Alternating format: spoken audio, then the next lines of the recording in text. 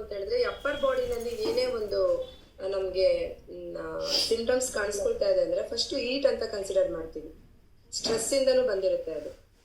ಮತ್ತೆ ನಮ್ಗೆ over time ನಾವು ವರ್ಕ್ ಮಾಡ್ತಿರ್ತೀವಿ, ಎಸ್ಪೆಷಲಿ ವುಮನ್ ಬೆಳಗ್ಗೆ ಸಂಜೆವರೆಗೂ ನಾವು ಒಂದು ಏನಾದ್ರೂ ಒಂದು ಕೆಲಸಗಳು ನಿಂತು ಮಾಡ್ತಾನೆ ಇರೋದ್ರಿಂದ, ಒಂದೇ ಪೊಸಿಷನ್ ಅಲ್ಲಿ ಇರೋದ್ರಿಂದನೂ ಕೂಡ ನಮ್ಗೆ ರೆಸ್ಪಾನ್ಸಿಬಿಲಿಟಿ ಜಾಸ್ತಿ ಆದಾಗ್ಲೂ ನೆಕ್ ಪೇನ್, ಶೋಲ್ಡರ್ ಪೇನ್ ಬರುತ್ತೆ.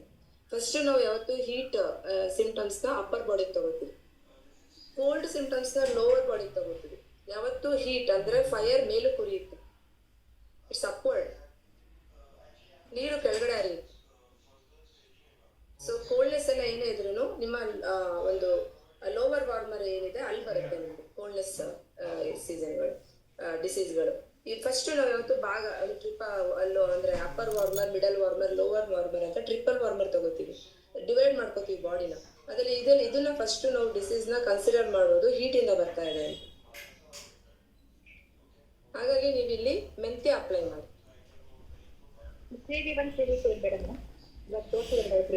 ಹೌದು ಹೌದು, ನಿಮ್ದು ನೆಕ್ ಅಂಡ್ ಶೋಲ್ಡರ್ ಕನೆಕ್ಟ್ ಆಗೋದು C1 ಮತ್ತೆ C2ಗೆ. ಅದು ಇಲ್ಲಿ ಫೈಂಡ್ ಮಾಡ್ಕೊಳ್ಳಿ. ಈ ಸರ್ವೈಕಲ್ ಇಂದ ಇಲ್ಲಿ ಬರುತ್ತೆ 1 2 3. ನೀವು ಎಲ್ಲರೂ ಜಿಮ್ಮಿ ಇಟ್ಕೊಳ್ಳಿ. ಒಂದು ನಿಮ್ಮ ಹತ್ರ ಜಿಮ್ಮಿ ಇಲ್ಲ, ಏನು ಇಲ್ಲ ಅಂತ ಹೇಳಿದ್ರೆ ಈ ತರ ತುಂಬಾ ಶಾರ್ಪ್ ಎಲ್ಲ ಇರಬಾರ್ದು. ಈ ತರ ಪೆನ್ಸಿಲ್ ಅಥವಾ ಪೆನ್ ಏನಾದ್ರು ಇದ್ರೆ ಇದು ಹೇಗಿರ್ಬೇಕು ಮುಂದೆಗಡೆ ಅಂತ ಹೇಳಿದ್ರೆ,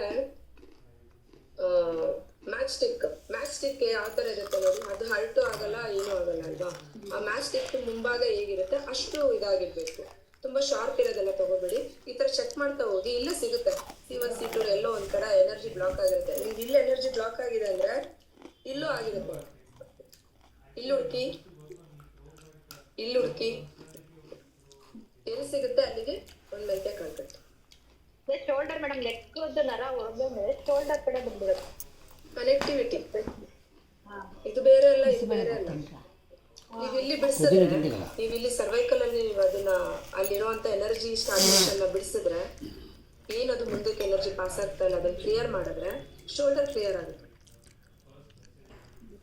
ಇದ್ರದ್ದು ಬೇರೆ ಪೈನ್ ಅಲ್ಲ, ಇದ್ರದ್ದು ಬೇರೆ ಪೈನ್ ಅಲ್ಲ. ಒಂದಕ್ಕೊಂದು ನಾನಾಗ್ಲೇ ಹೇಳ್ದಲ್ಲ, ಒಂದು ನರಕ್ಕೂ ಇನ್ನೊಂದು ನರಕ್ಕೂ ಕಮ್ಯುನಿಕೇಶನ್ ಹೇಗಾಗುತ್ತೆ.